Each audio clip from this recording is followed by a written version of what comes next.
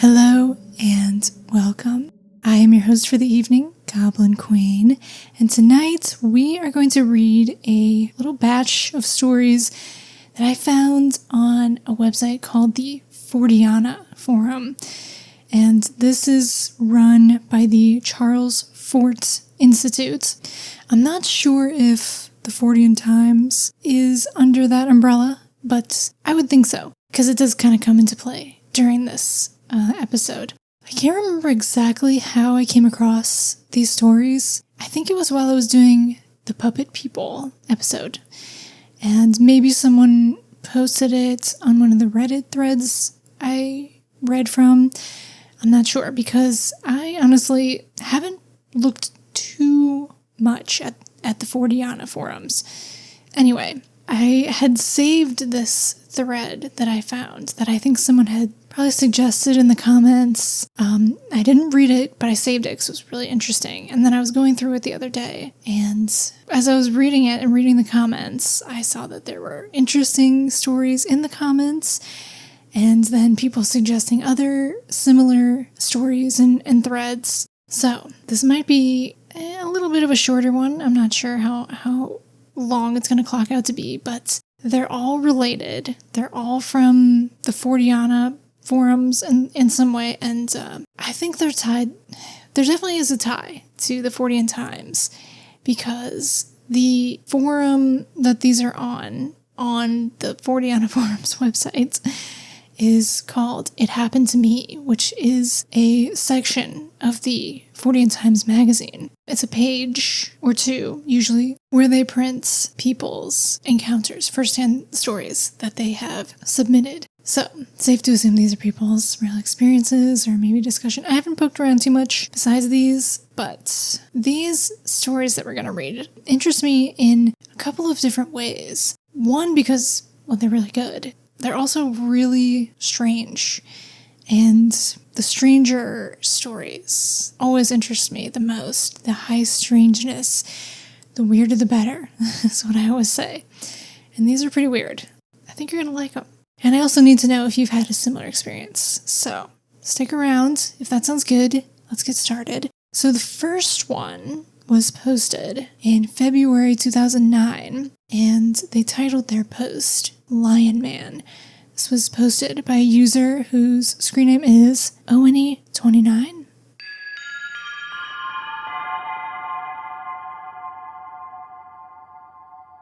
This happened to me when I was around 5 years old. I awoke late one night for no apparent reason. I got out of bed and went into the living room.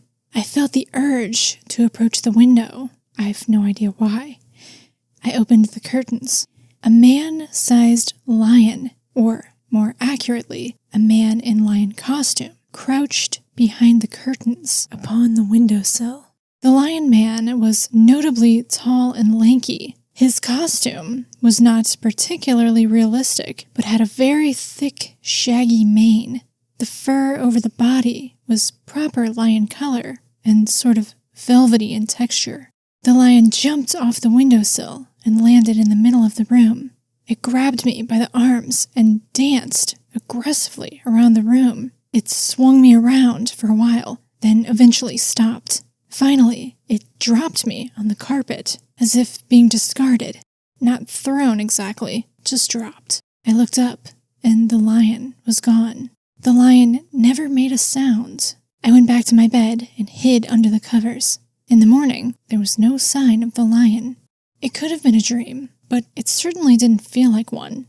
And since I didn't wake up from it, it seems unlikely.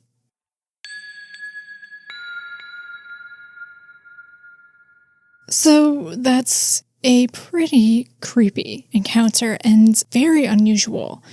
However, I will say, before I go on, that I recently listened to a pretty old episode of Strange Familiars podcast. I'll put on the screen and perhaps in the description what episode that was. But it involved a woman telling a story from when she was a child, and she woke up in the middle of the night. I don't know if she woke up, but anyway, in the middle of the night, she was in bed and she looked at her window, and there was a man in a bunny costume, like an Easter bunny costume. Although I don't think she saw, a face or anything. It seemed like it looked like a bunny costume. She might have even called it a bunny man, or it seemed like it was a person in a bunny costume. And she was pretty sure that there wasn't actually a person in a costume outside her window. I think she said she lived in a very remote area, just in an area, she said, where you kind of don't sneak up to people's windows and properties because you're likely to get shot. Weird. This one is also kind of weird. Well, it's weird in many ways. So it doesn't seem like the window was open from how I'm reading it. I don't know. It doesn't really specify. It seems like the man or the lion or whatever was just behind the curtains, like almost hiding behind the curtains on the inside. They don't specify if they were on the inside or outside of the window. It said they were crouched, but up on or upon the windowsill. So, I mean, in my apartments, I actually have really wide windowsills on the inside, probably maybe even like a foot wide. So very comfortable for a cat to sit on, and I have lots of plants and the ones that the cats can't get to. So if it's a very wide windowsill like that, I could see a person standing upon a windowsill. But if it's like your standard windowsill, that's pretty strange because you can't physically, it's not possible, So that would just add to the strangeness. Either way it does, really, but especially if it's one of those really, really thin windowsills where a person can't even stand on it. They said a man in a lion costume. They don't mention, again, seeing like a face or anything. It just seemed like it was a lion costume. Very tall and lanky. Not a realistic costume. Yeah, I'm kind of picturing the equivalent of like an Easter bunny-like costume. Like a handmade kind of Halloween costume. The fur was very velvety and it had a thick, shaggy mane. So after it jumps off the window, it grabs her and dances her around the room, swinging her by the arms. Really weird. And it only happened one time. So you could say it was a dream. They acknowledged that, but they said it didn't feel like a dream. And I know many people who've had paranormal experiences can resonate with that. Just like we know what dreams feel like, and we know what things that aren't dreams feel like. They said this happened when they were around 5, so people could say you have an active imagination at that time, you're at a certain developmental stage, where your brain processes dreams and things in your brain, yada, yada, yada. Whatever the case may be, it is very specific and bizarre, but it's not entirely unique because there was that encounter in Strange Familiars that was similar, but an Easter bunny, and I don't think they came into the room like that. Anyway, I'm going to move on to the next comment that is also in this thread, this same thread. And this comment was posted by Tamu.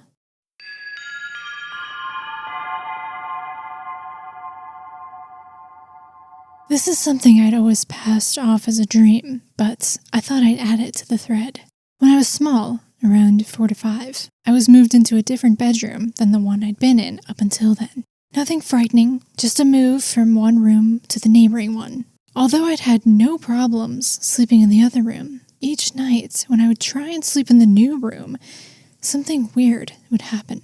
I would see about half-sized lions, leopards, and white tigers leaping over my bed in a never-ending loop.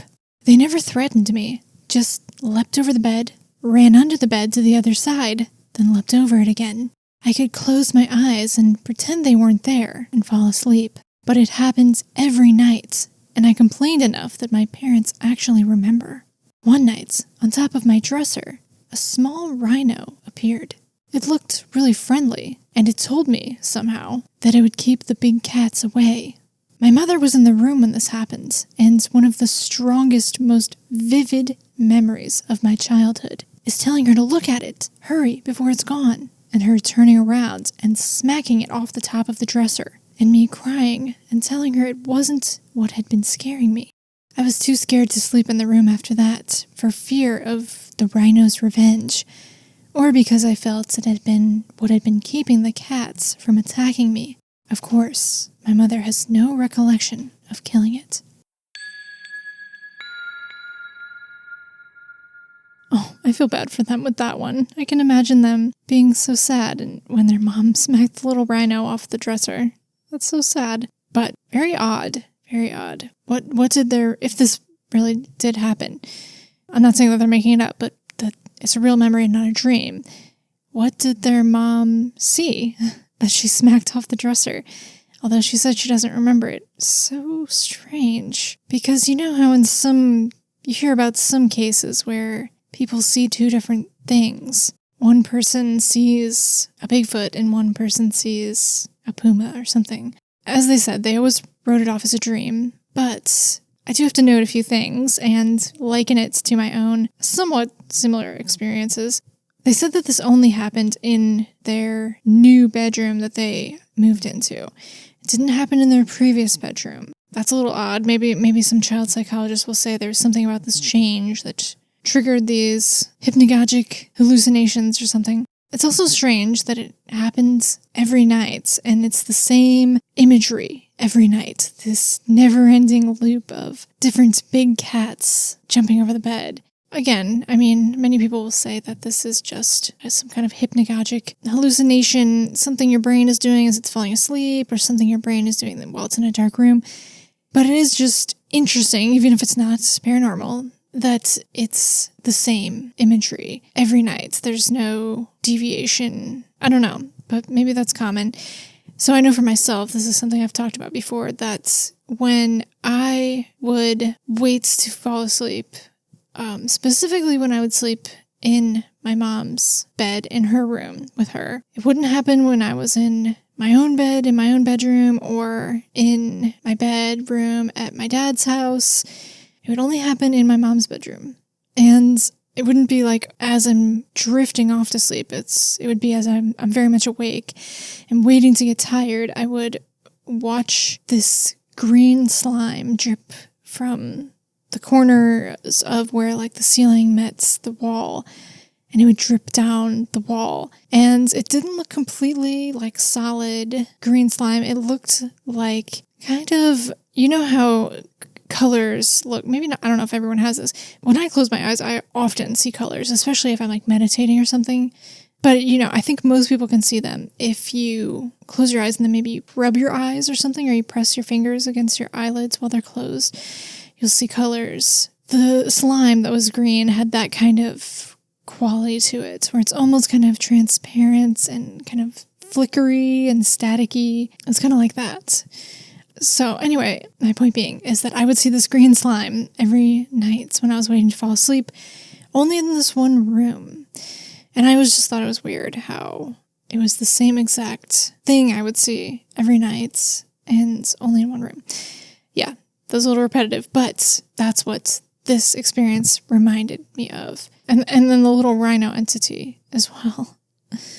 I can't tell if he was only there for one night or just there was just one night in particular where he was there and their mother was there. And I'm guessing, they said they couldn't sleep in their room after that, and I'm guessing they didn't see the big cats or the rhino again after that. So it's weird how there's this beginning and end to it, and it seemed somehow, some way tied to that room. Okay, so I have one more comment to read in this particular thread. This one was posted by Bierny.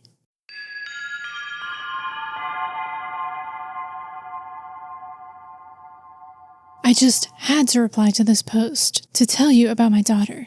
From a very early age, she has always had imaginary friends. I use the word imaginary very lightly, but that is another story about a little girl she used to play with. When she was about 3 years old, she's now 10, she used to always be chattering away to someone called Lion. At first, I didn't take much notice of it, as she was always chattering to someone. But as she grew older, Lion never went away. He was always somewhere in the background. At the age of about 5 to 7 years old, he was very prominent in her life. We lived in a high-rise block of flats. The nightly ritual of going to bed was the usual of reading a story, tucking in, kiss goodnight, etc. Then, I would have to go and open the curtains halfway and open the window a fraction, locks in place, so that Lion would be able to get in. This was so, I was told by her, he could watch her while she was sleeping to make sure she had a good night. He liked to sit at the end of the bed. I've even had to pull the car over to the side of the road in order that we could let him in so he could travel home with us. I did ask her to describe him to me. She told me that he was a boy who had a face that looked like a lion. He had wings like an angel. She said that they were the best of friends. I asked her what they did when he came over. She said that they played and he made her laugh. You could always hear her laughing in her bedroom. But most of all, he looked after her. Now that she is older, Lion still appears, but not so often. Even only a few weeks ago, she told me that Lion had paid her a visit. At first, I did feel that it was strange, but this friend became a strong part of her life.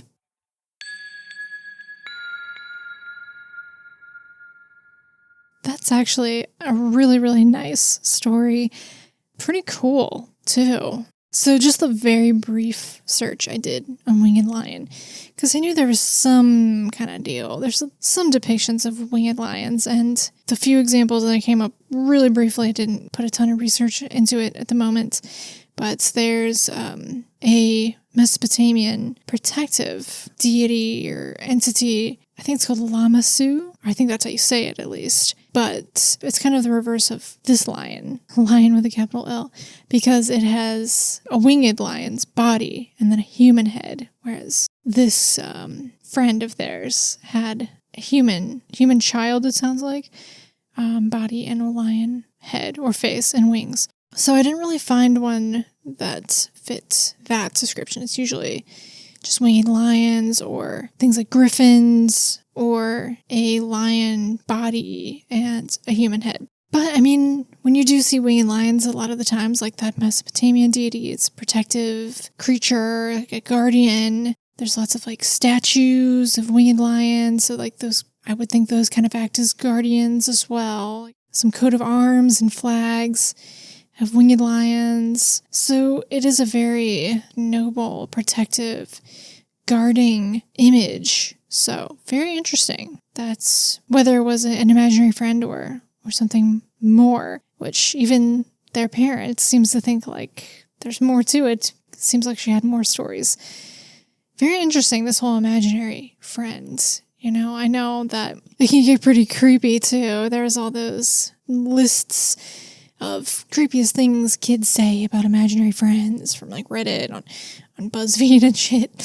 So I know it can get quite strange. I remember having imaginary friends, but I never felt that the ones I had were more than that. They very much felt like it was something that I was imagining, but still enjoyed them. I honestly, I kind of wish I had this experience because I was kind of annoyed that I had to like work at it to make an imaginary friend.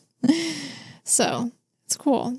And I think that the parents seemed to, I like the way that they handled it, just doing what they needed to do to let Lion in and yeah, being just very respectful of their child's friendship, whatever it may be. I think that's going to be very helpful for their child in the future. It never seems to turn out as one might think when you tell a child just that something isn't real. And I understand that it may be done with the best intentions, but it doesn't seem to work. You have all these people in adulthood telling their stories as children, and they remember their parents saying that it's not real, and yet that did not convince them otherwise. So I think it's best to just be respectful. If it is something that's scaring a child, I'm sure there's something that can be done besides telling them it's not real. Maybe saying a way that they can protect themselves or comfort themselves. I'm not sure, but yeah, it's interesting. So those were all the comments and stories and stuff that I wanted to read from that thread, but we're not done. I found another thread. Well, I think it was actually suggested in the comments of this one of some more bedroom animals. This post is actually called Bedroom Animals. Again, it's on the It Happened to Me particular forum. Or actually, maybe, I'm sorry. So this one is actually posted on the Forteana Times website. And I think it's maybe the It Happened to Me segment that they do. It was actually in one of the issues, and then they put it online on the website. It looks like it was in issue number 194 from March 2005. Cool. This experience was submitted by Sean Campbell.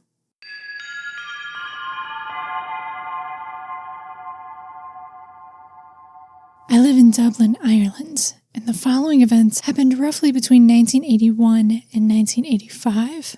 When I was very young, I had a nasty habit of getting out of bed in the middle of the night and crawling in between my parents. I was doing this constantly up until around the age of 4, by which stage my dad had obviously had enough. He told me that he'd let me keep the light on all night so long as I promised to stay in my own bedroom. I agreed, but lay awake most of the first night just staring at the curtains. I kept drifting in and out of sleep, my mother coming in a couple of times to make sure that I was okay. During the times when I was awake, I kept staring at the design on the curtains, my eyes following it as I attempted to see how many times it repeated itself.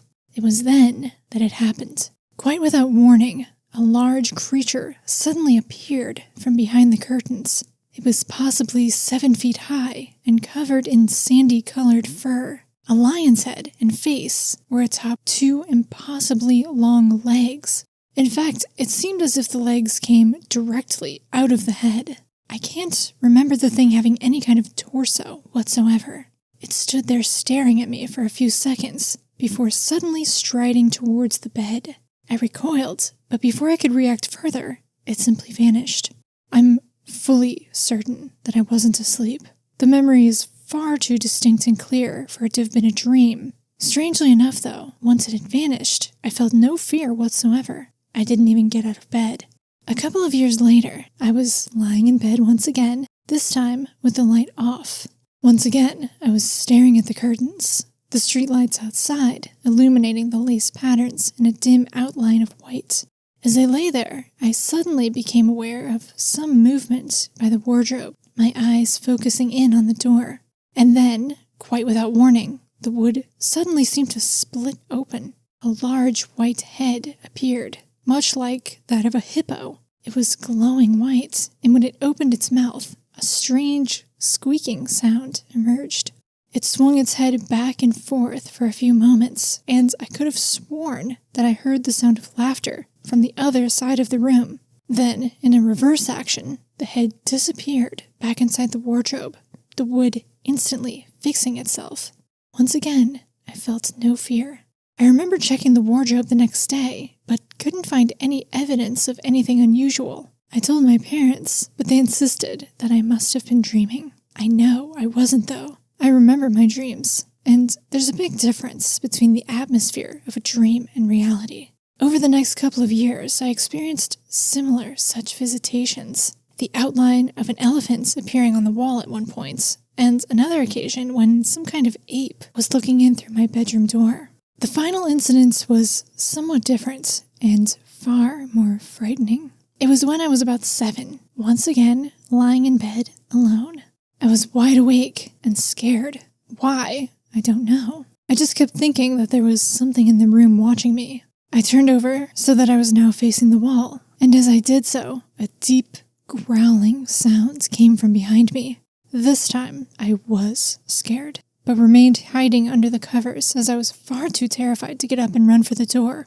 This was the last time such an incident took place. For years, these memories have haunted me, and I can't help but wonder if anyone else has ever experienced similar bedroom visitations. Perhaps they were mere hallucinations, but why would I be hallucinating up until the age of 7 and then suddenly stop?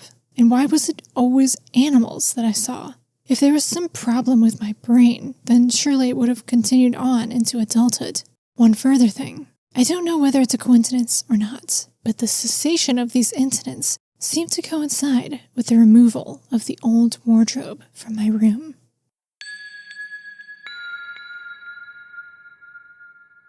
Okay, well, kind of a variety there in experiences, except, as they said, all animals, and they are kind of weird animals. All of these are weird animals in some way. It's not just a perfect kind of animal as you would see one in real life. The first story there was, it was a person in a bad lion costume. And in the second one, it was animals that were not their normal size. They were either half-sized or very small. And then this one, it's like the lion was just a really big lion head with 2 really long legs coming out of the head. and there was like a hippo, but it was glowing white. It's interesting. They said, maybe it was a hallucination or something. And maybe if you went along the lines of thinking of that, I don't know, this is some kind of thing children are prone to in their bed as they're going to sleep. And maybe it's all animals because children are really interested in animals. I don't know. I just get a weird feeling from it that it's something more. But don't know for sure, of course. It did stand out to me as well. This was another case where there was a clear end to the events, which was the removal of this wardrobe. Also, this one had the window and curtains, much like the first story. So these two things, windows and wardrobes. Actually, I've done an episode in this series I have going on called Deconstruction of a Haunted House, where I'm going kind of room by room, or structural elements by structural elements, on not only stories surrounding these particular rooms or elements in a house, but also just thinking about why they could be prone to strange activity.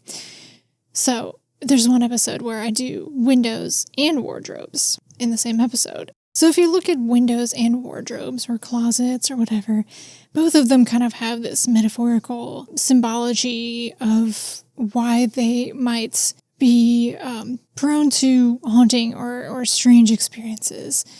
So it was curious to me that they had animals appear from both a window and a wardrobe, and that it seemed like it stopped when the wardrobe was taken out of their room. And also, they mentioned an ape looking in through the bedroom door.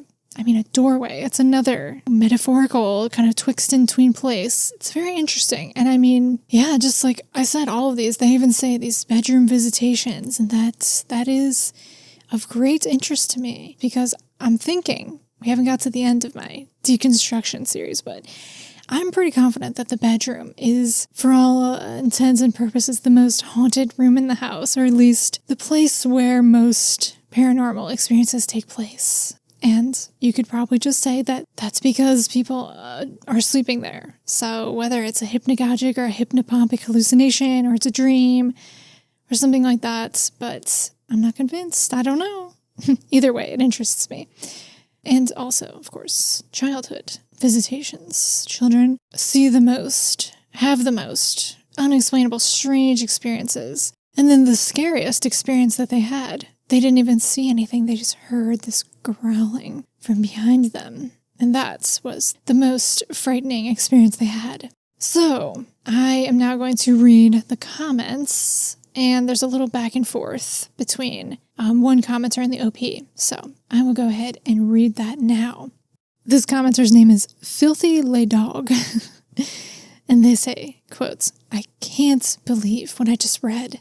I have heard before, though, of children having these experiences, but none of them as detailed as this, or as what happened to me. Mine is a similar story, except instead of, quote-unquote, normal animals, I had a, quote-unquote, octopus that sat on the end of my bed as a child in the early morning and talked to me. In addition to him, there were some nasty little skinny gnome-type entities that kept appearing on top of my wardrobe, diagonally opposite the end of my bed, who would taunt me and threaten me. This octopus sometimes served as a kind of guardian against these, reassuring me and warding them away.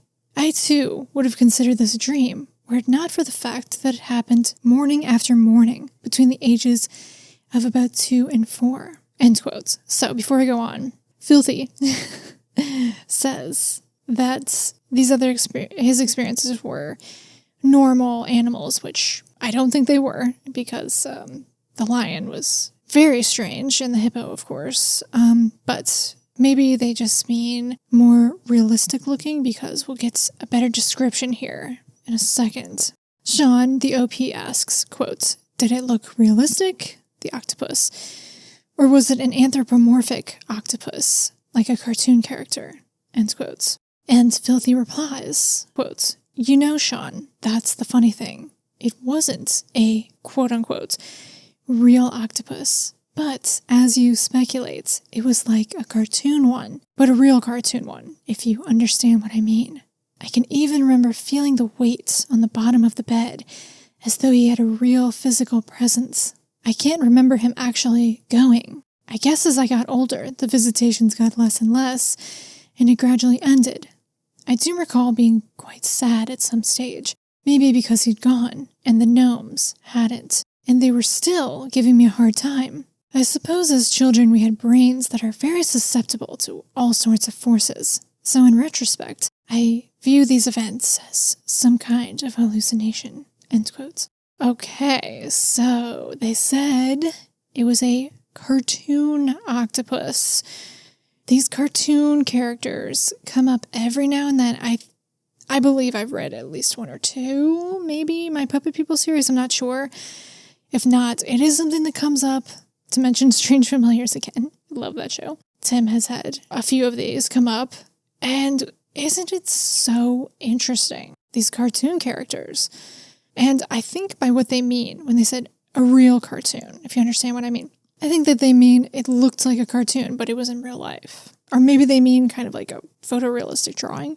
I guess I don't know what they mean. So those are just my speculations.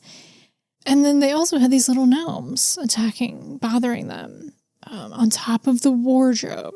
This is just crazy. The wardrobe, man. And this one, Filthy's story, their octopus, their cartoon octopus, kind of reminded me of Lion. Actually, now that I think about it, a couple of these stories have these protector entities. In the story with the imaginary friend, for lack of a better word, Lion was just a protector entity that would sit at the end of the little girl's bed. And I guess the commenter of that story didn't tell us if their daughter was having anything that was bothering her that they needed protecting from.